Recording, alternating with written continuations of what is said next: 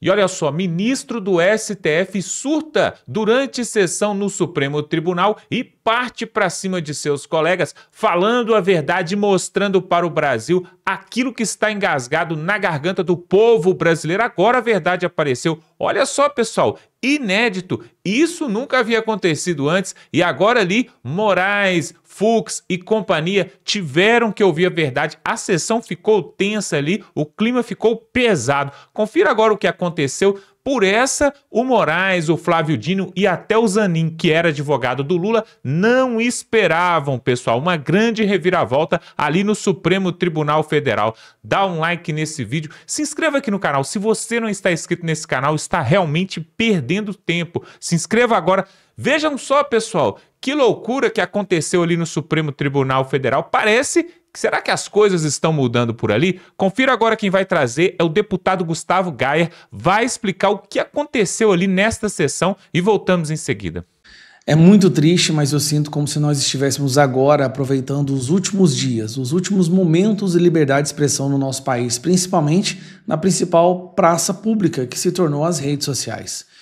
Não é novidade para ninguém que o STF não quer de jeito nenhum que você possa dar a sua opinião, que você possa expressar os seus valores, defender os seus princípios, para que o mundo volte a ser uma democracia. Afinal de contas, a sua opinião é o que tornou a democracia, é o maior risco para essa democracia. Então, hoje eles voltaram àquela absurda votação para derrubar o artigo 19, considerá-lo inconstitucional, e dar poder, ou intimidar as redes sociais a censurar o debate político. Já está com 7 votos a 1, né? Eles já formaram a maioria.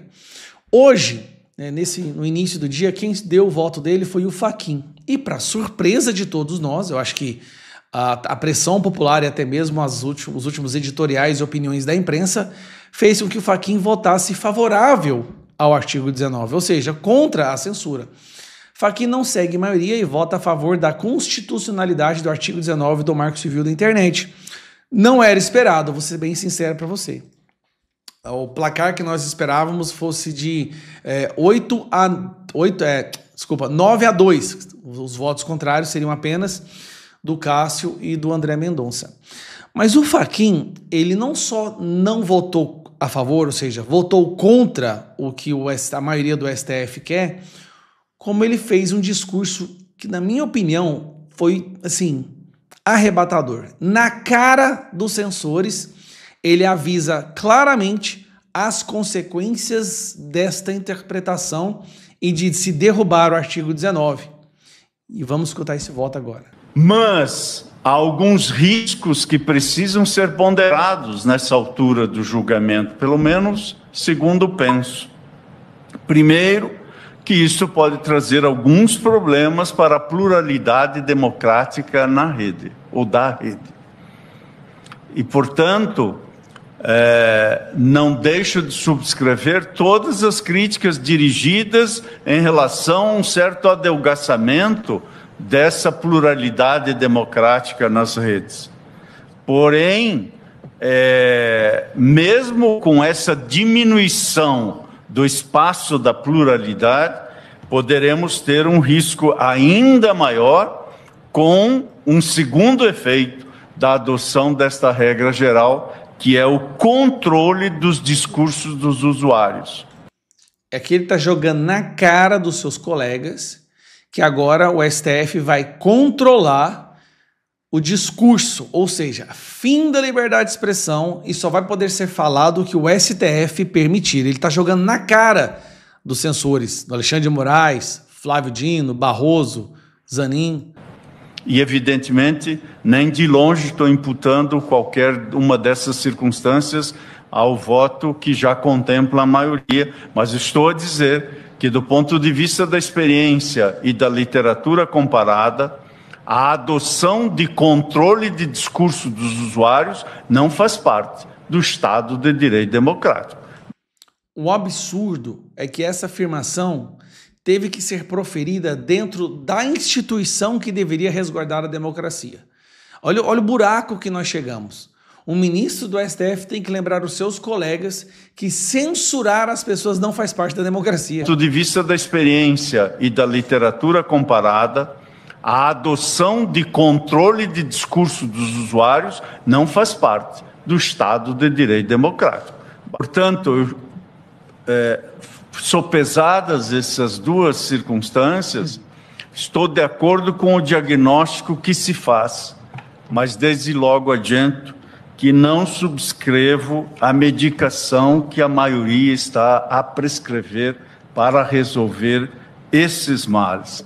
É necessário, sim, garantir a democracia, mas me permito dizer, sem que isso soe com qualquer outro sentido que não seja o sentido direto e imediato do que vou dizer agora. Na vigência do Estado de Direito Democrático, os remédios para os males da democracia precisam ser encontrados dentro da caixa de ferramentas da própria democracia. Nesse momento, ele está afirmando que o que o STF está fazendo não existe, não é possível em uma democracia. Neste momento, ele está afirmando que a medida que o STF quer tomar, usando a bandeira de supostamente acabar com o ódio, racismo e todas essas merdas que eles falam, não existe em uma democracia. Não existe. É como se o STF determinasse acabar com o discurso de ódio. Vou dar um exemplo. Dando um tiro na testa de quem pratica discurso de ódio. Só que dar um tiro na testa de alguém não faz parte de uma democracia. Então ele está usando uma ferramenta autoritária para proteger a democracia. Se isso acontece, então a democracia não existe, por lógica e consequência. Então o voto do Fachin foi realmente um murro na boca do estômago dos ministros censores, que querem que o Brasil volte a como era antes, sem polarização, porque todos acreditavam na mesma fonte e quem era questionado não tinha canal para verbalizar as suas questões ou a sua crítica. Então, o Brasil era um país maravilhoso, com arco-íris e pombinhos brancos cruzando o céu. Então, assim, volto a dizer, a sensação é nós estamos nos últimos momentos da liberdade de expressão no Brasil. Tudo isso para se defender uma democracia relativa. E olha só, não para por aí, pessoal, porque o governo Lula passa uma grande vergonha no povo brasileiro, mas agora, vejam só o que falou o senador Magno Malta. Ele subiu ali na tribuna, ali em Brasília, e ele vai trazer algo aqui importantíssimo sobre o que tem acontecido ali em Brasília. Olha só o que o Lula aprontou agora dessa vez, pessoal. É realmente um absurdo. Quando a gente pensa que já deu de tudo, vem mais essa bomba. Confira agora o desabafo do senador Magno Malta e mostrando isso que a televisão aberta não mostra, mas ele vai mostrar para nós aqui. Veja só a fala dele, voltamos em seguida. Isso dói muito na gente. Me lembro que quando na enchente do Rio Grande do Sul, a primeira-dama estava chorando porque um cavalo estava incrustado numa casa onde a água estava chegando e chamou a FAB. E eu não sei porque não houve qualquer movimentação das relações exteriores desse país para acudir essa brasileira. Essa brasileira que o Brasil todo chora a sua morte. Juliana Marques era publicitária, brasileira, descendente da cidade de Niterói, no Rio de Janeiro. Desde fevereiro viajava para a Ásia, Filipinas, Vietnã, Tailândia, documentando sua jornada, chegada até a Indonésia. 2 pesos, 2 medidas. O Brasil que abandona os seus e abraça criminosos. A ex-primeira-dama do Peru, condenada na Lava Jato. Um dos ex-presidentes do Peru se suicidou porque foi indiciado nessa safadeza da Odebrecht, do assalto à Petrobras. E eles fizeram parte disso, porque o Lula criou uma rede no mundo em que o dinheiro do BNDES era sugado para atender os companheiros da América Latina do Foro de São Paulo. E a Odebrecht saiu por aí como a maior empreiteira do mundo, com dinheiro emprestado do BNDES que nunca voltou. E o marido dessa mulher foi condenado e está preso. E por que estão correndo? Eu pergunto, senhores senadores, foram buscar essa mulher, correndo com o avião da FAB. Sabe por quê, senhor presidente? Porque ela é um arquivo vivo. Ela é um arquivo vivo, senhores vereadores, senhores deputados, senhores senadores. Foram buscar um arquivo vivo. Justifique para mim que esse Itamaraty não se movimentou no sentido de socorrer essa jovem que comove o Brasil, onde o mundo inteiro falou, o mundo inteiro apelou, enquanto o Itamaraty, senador Jacques Wagner, o Itamaraty mesmo, enquanto o Itamaraty não se movimentou. Aliás, o Itamaraty se movimentou, senhor presidente, o senhor que é judeu, em fazer xenofobia contra Israel, contra seu povo, contra nosso povo. Eu sou Pereira e vocês dois são judeus de sangue. Não sei se são judeus sabra que nasceram na terra ou os senhores são judeus, não sei, né? Porque tem judeu que não gosta de Israel. Mas o que Israel está vivendo por um ataque nefasto, criminoso do Hamas, e que tem sido louvado e abraçado por esse governo, senador Marco Rogério, que insiste em não querer reconhecer o Hamas como organização criminosa, como não reconhece o PCC nem o Comando Vermelho. Toda vez que esse presidente abre a boca, ele fala besteira contra o seu povo, senador Jacques Wagner. Contra o nosso povo. Eu sou Pereira, eu tenho sangue, eu sou descendente, e me orgulha muito isso. E nós, senador Marco Rogério, nós amamos Israel. A palavra diz, eu abençoarei os que te abençoarem, e amaldiçoarei os que te amaldiçoarem. Esse presidente, toda vez que abre a boca para defender o Irã é uma ditadura sanguinária, que não respeita mulheres, é uma misoginia no poder, que mata homossexuais, e grupos GLBT do Brasil, QIA+, fazem passeata louvando o Irã contra Israel. Vá viver, então, no Irã, que eu quero ver o que vai lhe acontecer. Vá viver lá. São mortos, são jogados de prédio, são enforcados. E esse presidente, com seu conselheiro, tal do Amorim, um esquerdista de carteirinha, fica tentando passar o pano para ditadores. Eles estavam construindo bombas atômicas, um regime sanguinário, teocrático, matando pessoas, pisando, humilhando mulheres. Quer dizer, cadê as mulheres do Brasil? Cadê as feministas? Tocou em uma, tocou em todas. Quer dizer, é só as mulheres que pensam como vocês. Se não falar o politicamente correto, não há qualquer defesa. As mulheres que morrem no Irã, que têm que andar acobertada com uma lona, mal aparecendo os olhos, ou morre, porque tem 600 mil homens na polícia ética. A polícia ética espanca na rua, mata. E o que Israel fez? Um ataque preventivo, porque nós sabemos, tem quase 30 anos, que o Irã não esconde para ninguém que deseja varrer Israel da face da terra. Lê do engano. Jamais varrerá um povo escolhido da face da terra. Deus deu a Israel o Mossad, a inteligência de guerra do mundo, e levantou os Estados Unidos da América para cuidar como uma babá de Israel, porque Israel é a menina dos olhos de Deus.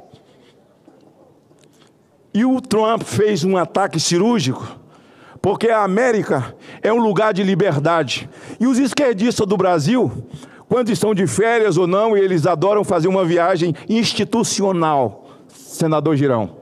Eles vivem dentro de aviões, viajam de primeira classe. É só pegar a transparência aqui do Senado. Tem uns que eu não sei nem se tomam posse porque eu não vejo no plenário. Mas você olha a transparência, está viagem. Os homens são muito importantes no mundo, são importantes. É lamentável o que nós estamos vivendo, mas eu quero reafirmar o meu compromisso com Israel. Eu quero reafirmar os meus sentimentos. Ninguém quer guerra, mas quem se prepara para banir uma nação da face da terra, essa frase é de Ahmadinejad, amigo do Lula, pessoal. Eu sei que ele não é amigo seu, porque eu levo fé em você, hein? Pelo amor de Deus. Amigo do Ahmadinejad, é varrer Israel. Jamais, jamais vai acontecer. Trump fez um ataque cirúrgico, senadora Damares, onde eles estocavam, onde estava a inteligência, e morreram muitos cientistas, morreram muitos líderes terroristas que tocaram o terror e agora vão acionar as células terroristas pelo mundo inteiro para mostrar que o Irã está vivo. O Irã está vivo, senador Davi Alcolumbre, porque o sonho é matar seu povo, o seu sangue é de lá, a sua raiz é de lá. Alcolumbre, judeu, vocês são judeus. É hora de nós nos juntarmos. O Brasil está esperando muita ação, senhor presidente dessa casa. A CPI do INSS. Eu não vi o Supremo Tribunal Federal dar 48 horas para ser resolvido. Nunca vi, mas tudo é 48 horas, 72 horas. Mas isso se estiver perto de Jair Bolsonaro. Se o nome for Bolsonaro, se for aliado de Bolsonaro, 48 horas, toma o celular, 48 horas para se explicar, 48 horas, é Alexandre de Moraes, o inoxidável, o cara. Rapaz, a mamãe me acode. Eu fico impressionado como a gente se cala diante da sandice desse cara. Quando ele veio fazer aqui ser sabatinado, senador Jacques Wagner, o seu PT moeu ele. E pior que estava falando a verdade. Mas hoje estão tudo amigos, eu não sei quem mudou, se foi o PT ou se foi ele. É brincadeira, mano. Me engana que eu gosto, senador Marcos Rogério. Adoro. Adoro. Cadê a CPMI? Ela ainda já foi lida pelo senador Davi Alcolumbre, cumpriu o seu papel como presidente do Congresso Nacional, mas é preciso instalar. O Lula fala, que homem inteligente. Nós vamos devolver o dinheiro, mas vamos ter que fazer mais imposto, né? Porque o contribuinte é que vai ter que pagar aquilo que eles roubaram. Não, tem que pegar o produto do roubo e devolver. Senador Marco Rogério, cadê a CPI do crime organizado? Eu quero ver se a CPI do crime organizado vai convocar Marcola, porque eu só vou participar se for assim. Se vai convocar o ministro da Justiça para explicar a fuga dos presos do Rio Grande do Norte em penitenciária de segurança máxima. Eu quero saber se vai convocar o pessoal do Comando Vermelho do PCC, porque eu não acredito em CPI que vai Bagre, convocar Piaba para poder vir depor aqui. Eu vou participar, mas se for para cair para dentro, senador Rogério. Se for para ir para dentro, fora disso eu estou fora.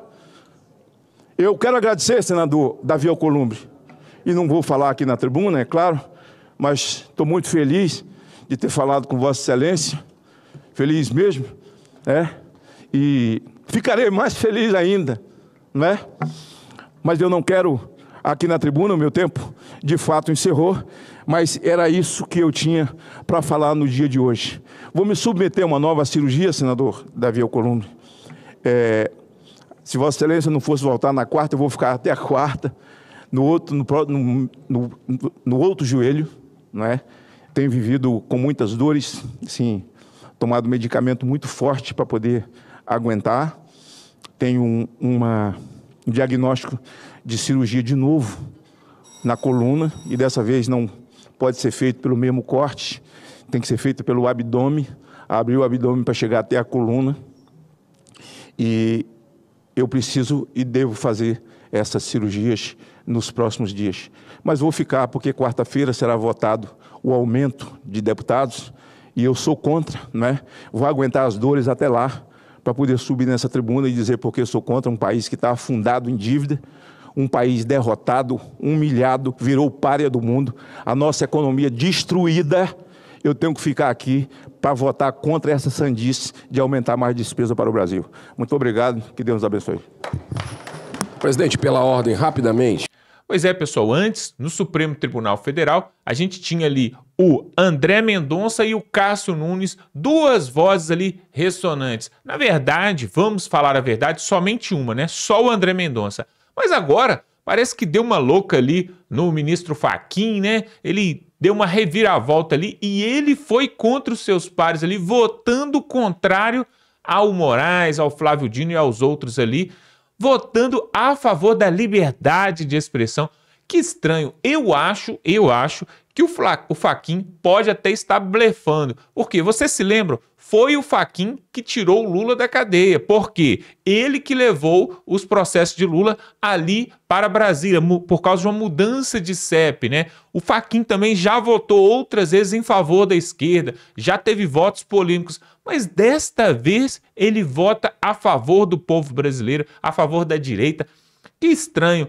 Essa história está no mínimo mal contada. E agora nós temos aí, né, a fala do senador Magno Malta mostrando aí, desnudando os absurdos que o Lula tem feito aqui no Brasil, né? Pois é, desde usar um avião da FAB para trazer criminoso, corrupto de outro país, que foi condenado lá no outro país, trazer para cá, até usar esse mesmo avião para Janja, fazer viagem em Paris, fazer viagem em outros países aí. Isso tudo, pessoal, com o seu dinheiro e com o meu dinheiro. E aquele rombo lá do INSS que agora vai ter a tal da CPI e que eles estão querendo boicotar, claro, a esquerda. E aí o dinheiro para pagar os velhinhos vai sair de onde? Do seu bolso e do meu bolso. Nunca sai do bolso de quem deveria mesmo, que é daqueles corruptos que roubaram o nosso país. Eu quero ver o dia nesse país onde o povo brasileiro vai ser ressarcido, mas o dinheiro vai sair dos bolsos desses grandões aí, desses chefões. É isso que nós queremos ver, pessoal. Agora, teremos uma manifestação nessa semana, ali na Avenida Paulista, mais uma, a terceira desde o ano passado, quando o povo voltou às ruas, né? A terceira com Jair Bolsonaro. Pessoal, o presidente Jair Bolsonaro está com a sua saúde um tanto debilitada e ele foi internado há pouco tempo atrás, fez algumas intervenções, inclusive no dia de hoje ele está passando por uma crise de soluços, olha só que coisa, devido a problemas ali na região estomacal, na região do abdômen, passando por uma crise de soluços que não acaba nunca, né? E tudo isso em decorrência dessa situação, desse julgamento. Claro, tem também o estresse nervoso. Olha só, mas vão estar ali na Avenida Paulista. Eu quero fazer essa convocação para você. Se você quer estar ali na Avenida Paulista, coloque aqui nos comentários, eu vou. Ou se você apoia também, né? Dá um like nesse vídeo aí se você apoia esse tipo de manifestação pela liberdade de expressão, pela anistia dos presos políticos ali em Brasília e por mais justiça nesse país. Dá um like nesse vídeo, se inscreva nesse canal. Vamos continuar aqui, pessoal, lutando pela verdade e denunciando essas poucas vergonhas que têm acontecido em Brasília. Agora, para fechar a tampa do caixão, é no mínimo estranho esse voto do Fachin. Você não acha, não? Coloque aqui nos comentários o que você acha a respeito disso.